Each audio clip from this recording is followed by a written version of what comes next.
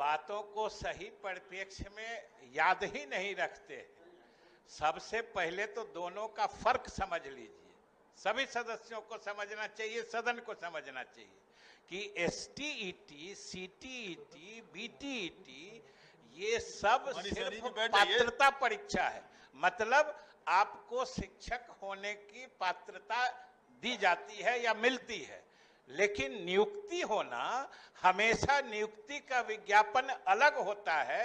उसमें जो TET pass अभ्यर्थी आवेदन देते हैं, हम नियुक्ति उन्हीं को करते हैं। आप पहले पूरी बात सुन लीजिए ना, आगे भी ऐसे ही गलत सूचना बोलिएगा। और महोदय, एसटीईटी कोई पास कर गया तो सीधे उसको सरकार नौकरी दे देगी?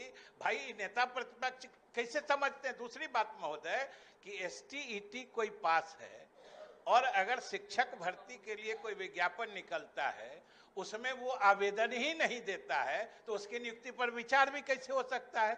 इसलिए एसटीईटी सिर्फ पात्रता देता है, वो नियुक्ति नहीं करता है। एसटीईटी कोई पास कर गया तो सरकार सीधे उसको नियुक्ति दे देगी।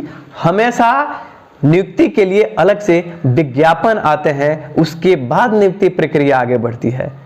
महाशय जी, आपको तो सच में सैल्यूट है ये स्टेटमेंट के लिए, लेकिन महाशय, विज्ञापन जो नियुक्ति प्रक्रिया का आप निकालते हैं, कितने दिनों में निकालते हैं? दशकीय वृद्धि दर के तौर पे देखते हैं, 10 सालों में निकालते हैं। महाशय, सरकार बदल गई। इस सरकार में आप शिक्षा मंत्री पहले थे, आज वित्त मंत्री बन गए। इतना उलटफेर हो गया हमारे राज्य के अंदर, सरकारें बदल गई। लेकिन आपने आज तक जिस एसटीईटी का परीक्षा आप शिक्षा मंत्री होते हुए लिए थे, जो रिजल्ट आप जारी किए थे, सरकार भी आपकी पलट गई, आप शिक्षा मंत्री से वित्त मंत्री भी बन गए, लेकिन आज तक नियुक्ति प्रक्रिया को आपने आगे नहीं बढ़ाया। ऐसे सोच और संस्कार के परवरिश में पैदा होने वाले बिहार के धरोहर, आप लोग बिहार के शिक्षा को आगे नहीं बढ़ाओगे तो कौन बढ़ाएगा महाशय? सरकार तो पलटेगी, शिक्षा व्यवस्था का उलटफेर होगा, लेकिन ऐसे घटिया स्टेटमेंट आप लोगों को बिहार में सत नमन करके याद किया जाएगा। धन है महाशय, लोगों को क्यों उल्लू बनाते हो? तुम्हारी सरकार पलट जाती है, यहां विज्ञापन के लिए 10-10 साल इंतजार करने पड़ते हैं। जो पढ़े लिखे युवा हैं, उनके साथ तुम लोग बेरोजगारी का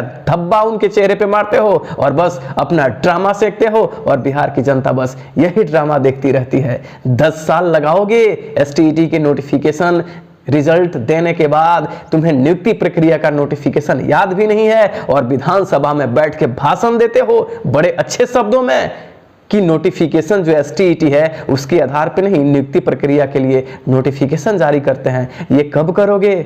शिक्षा मंत्री से तो चौधरी जी वित्त मंत्री बन गए हो। शर्म करो ये शब्द जब तुम अपने जुबान से निकालते हो। तुम जैसे लोग ही हैं जो इस शिक्षा व्यवस्था को चौपट करने में कहीं से कोई कसर नहीं छोड़ते हैं।